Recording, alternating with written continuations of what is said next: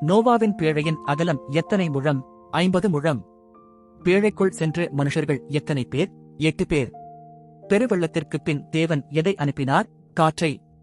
நோவா பேழையிலிருந்து வெளிவந்ததும் செய்தது, பலிபீடம் கட்டினான். நோவா நட்ட தோட்டம் எது? திராட்சைத் தோட்டம்.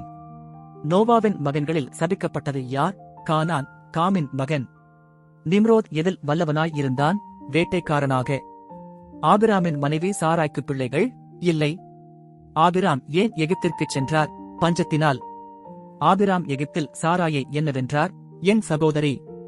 ஆபிராம் லோத்து பிரிந்தபின் ஆபிராம் எங்கு? கானானில். ஆபிராமை ஆசீர்வதித்த சாலேமின் ராஜா மெல்கிசேதேக்கு. ஆபிராமின் சந்ததி எதைப் போல இருக்கும்? நட்சத்திரங்களைப் போல. ஆபிராமின் வேலைக்காரி ஆகார் எந்த ஊர்? எகிப்து. ஆகாரின் மகன் இஸ்மவேல் எங்கு பிறந்தான்? ஆபிராமின் வீட்டில். ஈசாக்கு பிறந்த 8ஆம் நாளில் விருத்த சேதனம் செய்தான். ஆகாரும் இஸ்மவேலும் எந்த வனாந்தரத்தில் அலைந்தார்கள்? பெயர்செபா வனாந்தரம்.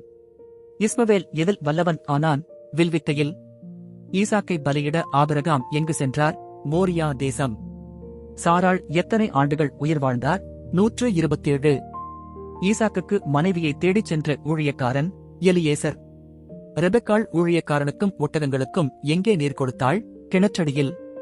ஈசாக்கு மாலையில் தியானம் செய்ய எங்கே? வயல்வெளிக்குச் சென்றார். ஈசாக்கு தன் தந்தை ஆபிரகாமைப் போலவே பலிபீடம் கட்டினார். யாக்கோபு ஏசாவைப் போல தந்தை முன் வெள்ளாட்டுத் தோலை அணிந்து.